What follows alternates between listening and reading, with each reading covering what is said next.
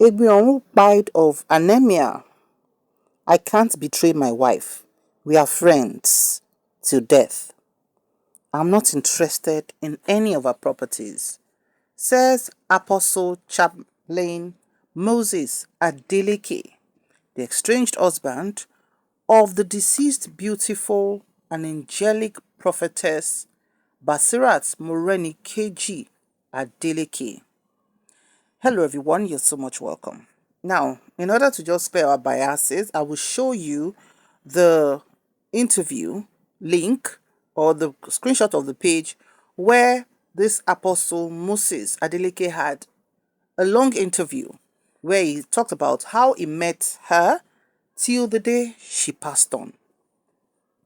You know, it's always good to hear from the horse's mouth, as the proverb says, so that you can at least make your own nuances and form your own opinions about it. There was a clip that we had some days back where he talked about on the burial of the day his wife was buried, where he was saying something like they are good friends and everything, that she in January she offered him to be in charge of her properties, but he refused and all of that. People are like, who is this person? How is he talking about her properties on the day she was buried, which is just the next day after her buy and everything. Now, I'll just take some analysis of it and I'll show you how you can go and watch that video. I think if you're interested in this woman's case, considering everything that's been flying around, you just have to watch that particular video. Now, let me just take a bit of what he said.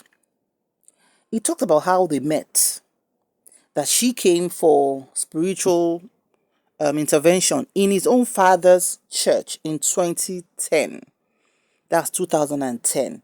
That his own father, his own late father, Apostle J.O. Awikonko Adeleke, is the owner of the church. So his son, that's Moses Adeleke, is also like a pastor in the church. And Madam Prophetess Moreni Keji came for spiritual consultation and started attending their church. And with that, he became familiar with her, liked her, they were friends, and his late father said, why don't you marry this woman? I think she's going to make you a good wife. You know, some of our parents, what they can see while they are sitting, we don't see it even while we are standing on trees. And he said, well, okay, let me do as my father said. And they started having relationships and they got married. He said after their marriage, his own father passed on 8 months after, as if the man knew that he was going to go. But he got them married. And they asked, what kind of marriage did you have with your late wife? He said they had what they call full marriage. Engagement that Yoruba we call idano. That he married her nishuloka. And not only that they went to the registry for a proper marriage. So in all ramifications, she's qualified to be called Mrs. Adeleke, which she bore to the last day on earth. So he also talked about how the fact that she's from Ondo State, and that's her father is from Ondo State, but her mom is from Togo. And she also said it in one interview like that, where she mentioned that, but she likes to be known, that she doesn't really, call herself an Ondo woman. She tends to tilt towards Togo because she's according to her, she drank Togo water, she lived with them and everything. And it's quite common. Children tend to tilt towards where their mom is from, and that's why the popular saying that mother tongue. There's nothing like father tongue like that, so to speak. And that when Togo tells you this is this, unlike the other parts, now so she talk. Anyway, he said they were living well, peacefully, until sometime in 2017 when they had issues. He didn't mention the particular issues they have, because before this interview, people were saying that that he did collaboration knack with allegedly 2 women in the church.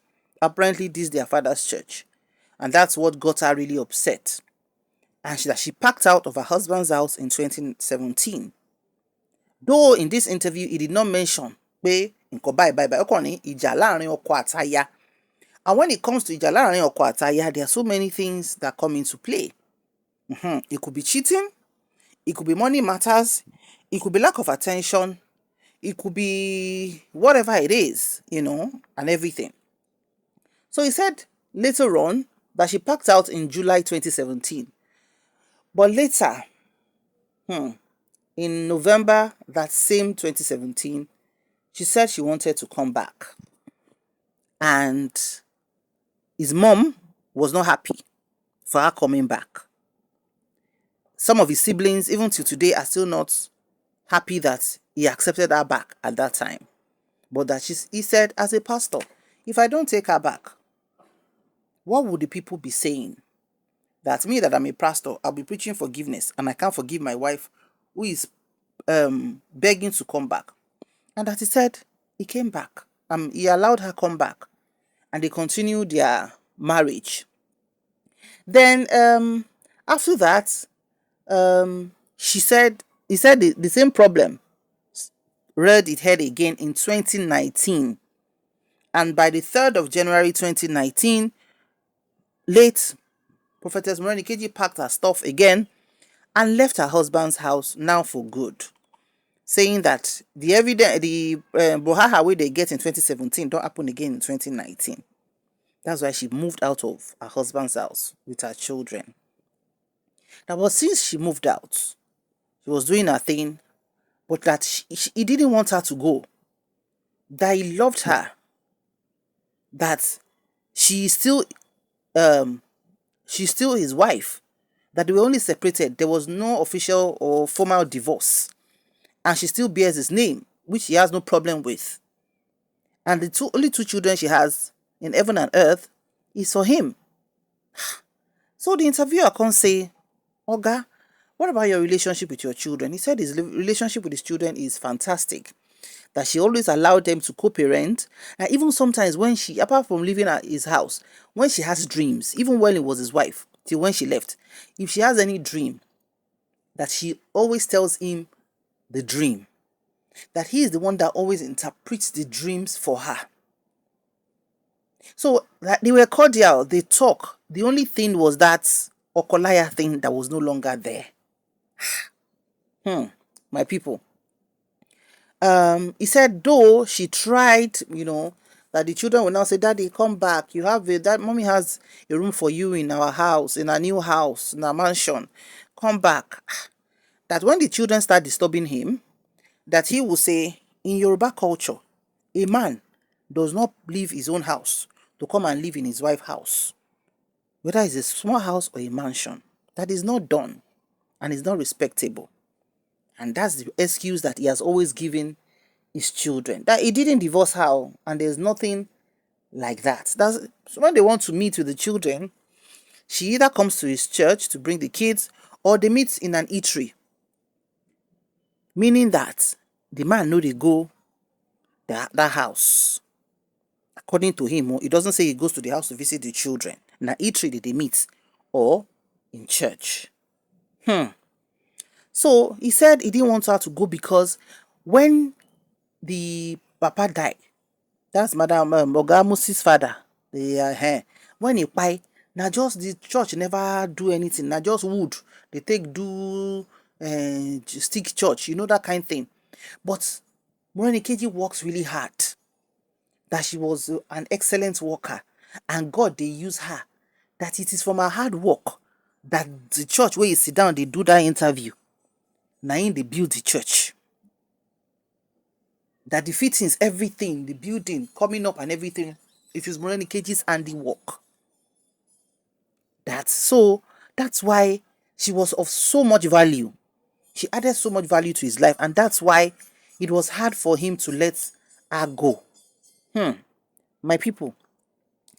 He also said things like he wanted to he just wanted things to be okay, but the fact that he allows her to do whatever he can for the children, the children calls him, that even there was a time he was going to Lekki, I think December 26th, and children were dressed, and the mother called him to say, your children say they want to come over, and he said, he's on his way to Lekki, don't worry, when I'm back I will come and say hello to the children.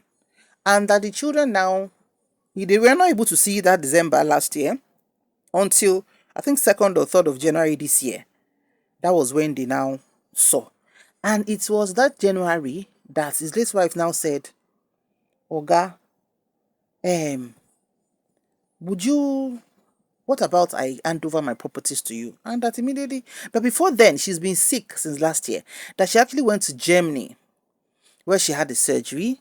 She also went to, I think, America, and all of that, and all of that. So, that even when she went to America, that it was just thinking that it would just be a kind of treatment. But she did video calls, she sent pictures to him of her being on oxygen and being on the bed, and that they had to operate her that day.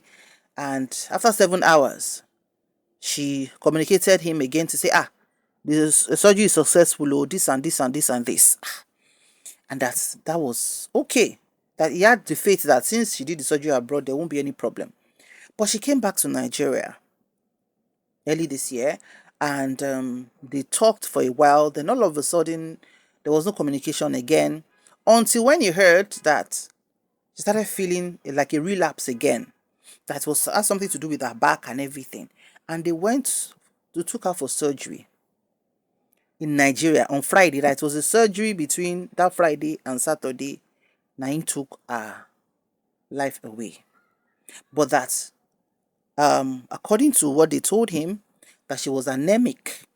That she was anemic, and that was one of the factors that led to her demise, unfortunately. So my people, and he said, when they asked him, oh God, what do you think about what people have been saying about you being greedy, about you wanting to take over her property? He said, even when she was fine, without even sickness, that she offered him a lot of things, that he won't lie. But she offered him a lot of, maybe in her house, maybe in her car, I don't know. But that she offered, but he said he does not want it. That even in fact, that American visa that she applied for, okay, that she also went to Canada, Germany, Canada, then America, within the last few months. She said, the American visa she applied for, that she also said she wants to apply for the children and for him. And he said, due to whatever reasons, he said no, that she shouldn't bother about him. So, what happened go on between them? Where I don't even know how to define this thing. But when it comes between husband and wife, the thing they tire person.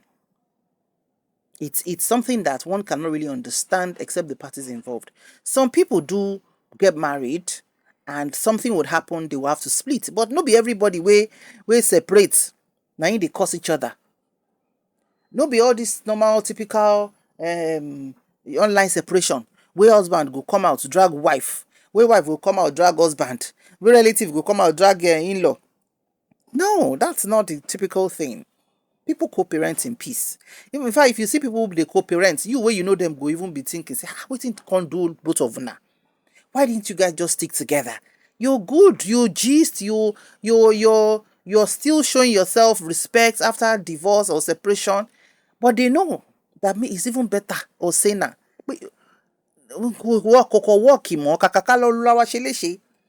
Or before we go buy each other, as is happening online now, let everybody be on a separate cruise. He also said when she was sick, that whenever she calls him or he calls her, that they will talk about her. What can I use? That he was even saying, okay, go and use this one. Maybe it's JD at the beginning. That's maybe too much sugar. Go and use this. Go and use the. But he ensured that he never sent any kind of medication or herbs or whatever to her. He would just tell her, go and get that. Go and get that. And also because the fact that she has a medical license, that she's a nurse or a doctor, I think, she's able to also decipher some things for herself. But he never for once sent us anything make she use. And to say that to Nigerians where they drag them, say, no be every matter people go they chook mouth where they don't know the reason. No. Say make people they careful. People should not just start saying what they do not know. Because some people go put mouth for waiting they don't know. And go and carry waiting they not supposed to carry. The man said that. He said she's his best friend. He was very emphatic. Said people are waiting to hear him talk about his wife negatively. That no, that at all. He's not going to do that, but he can't betray her. My people, the video is quite emotional. So please go and watch it. I'll put the whatever on the screen. Go to that station on YouTube. Go and watch it, and please use your clear mind to watch it. Make your own assessments. And even read the comment section. Very good. People who knew them when they were together, even separately or individually, they put their comments there. Make we know say the thing where our minds no see. Could it be true? I think waiting the vex people be say, how can he tell her? Sometimes when some people are sick, she has spiritual knowledge as a prophetess. She also has the medical knowledge as a medical doctor. So when she wants to be in a reflective moment with everything that was happening to her, she could just feel that, okay, if this thing go and carry some people get sick to that point, or they are so mature in mind, they will just say, in case anything happens, let this person be in charge of so properties or so things. It happens. It's not the first time we are hearing this, and it will not stop happening. If she knows that her husband does not joke with the children, she can do that and tell him that. Honestly, sometimes it takes you to split from someone and see how you have been able to relate and the person's true position to you. You know? And because some people, when they are separated, waiting concern me, concern say, you know, feel well. Waiting do me. I know care, you know care. But they must have had a very good bond. Her ex-husband is talking, her estranged husband is talking about her very well. Everybody around, I've never seen anybody say anything negative about this woman. Egbin Orun, you came, you saw, you conquered. May your soul rest in perfect peace. May God protect your children and everyone you left behind. Like I told you, please go and watch the video, make your own assessment, and please just pray for the soul of this woman. I think the family has released a flyer about candlelight and artist night that they want to do for her. We just hope everything will be fine, and it sure will be. Abiyamo tòótọ́, ire o.